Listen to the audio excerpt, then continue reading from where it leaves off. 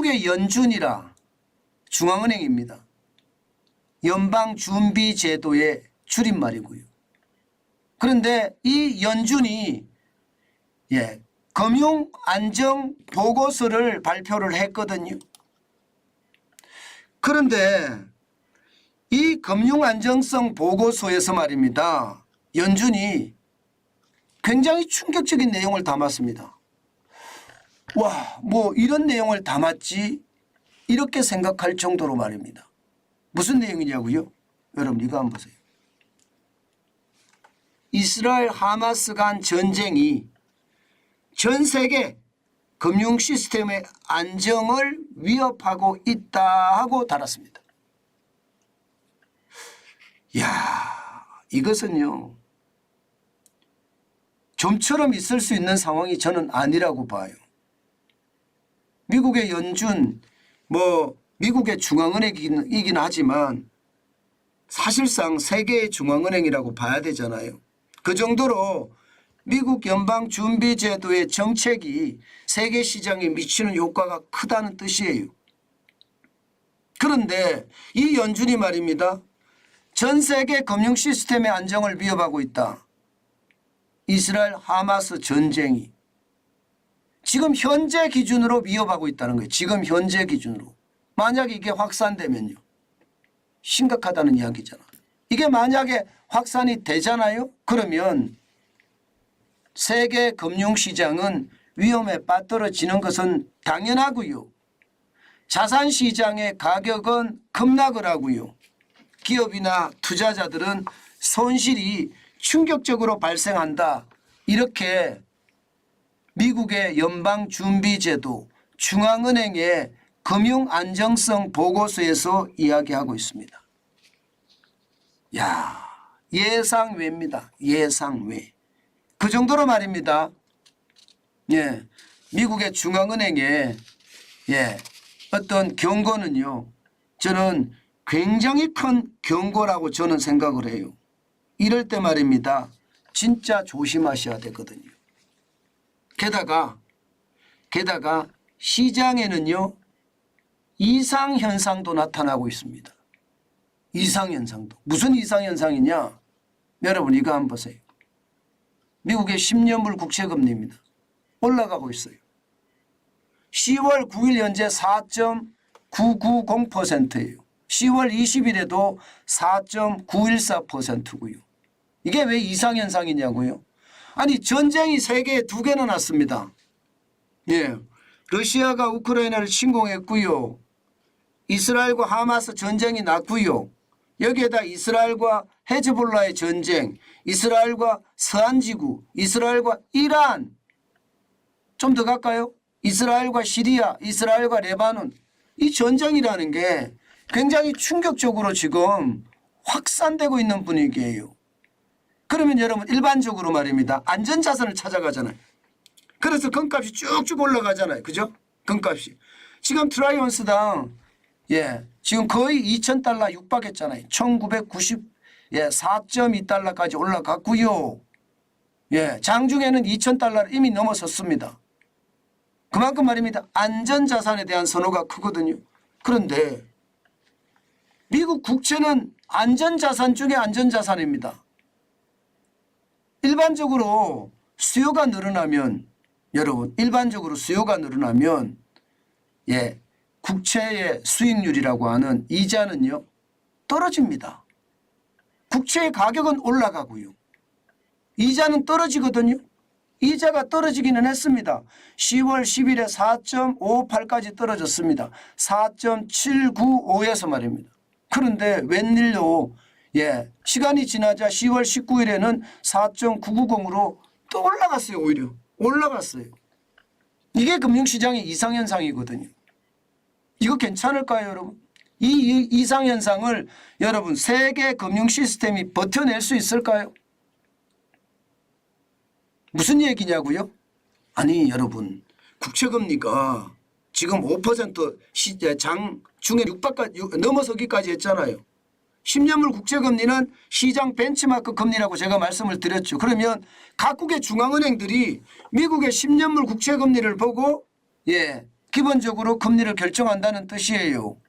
그러면 여러분 한국의 중앙은행의 국채금리 올라가겠죠. 예, 뭐 캐나다 중앙은행의 국채금리도 올라가고요.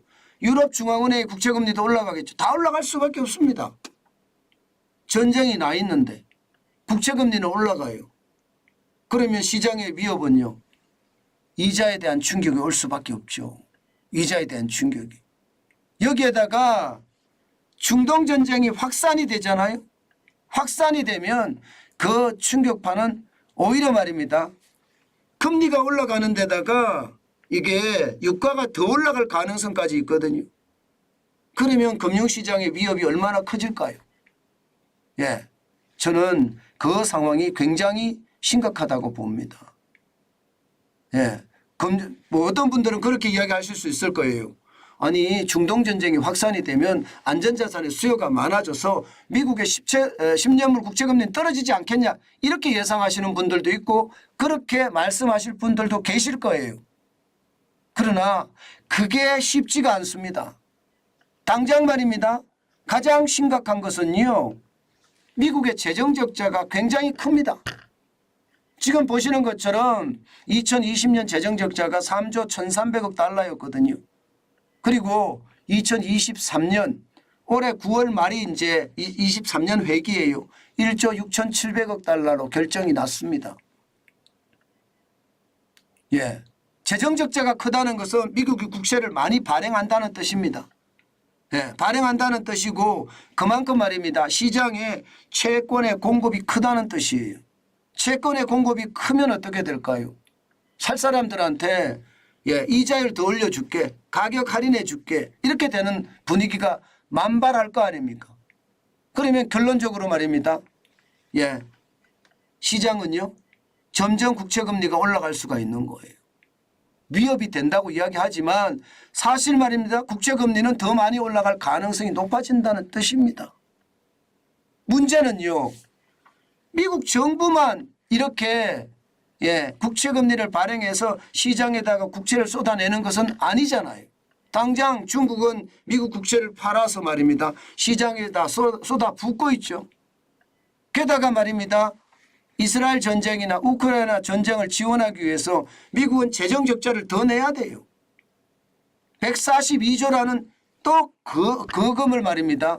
지원을 하겠다고 그랬습니다. 그럼 이것도 국채 발행을 해야 됩니다. 그런 상황을 따져보면 말입니다. 여러분.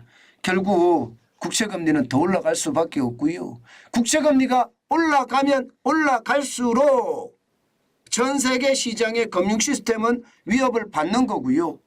이게 위협을 받다가 이자가 워낙 올라가서 기업들이 망하기 시작하면 금융시장의 위험으로까지 발전할 수 있다는 겁니다.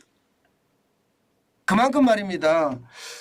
지금 상황은 굉장히 좋지 않다 이렇게 볼 수 있습니다.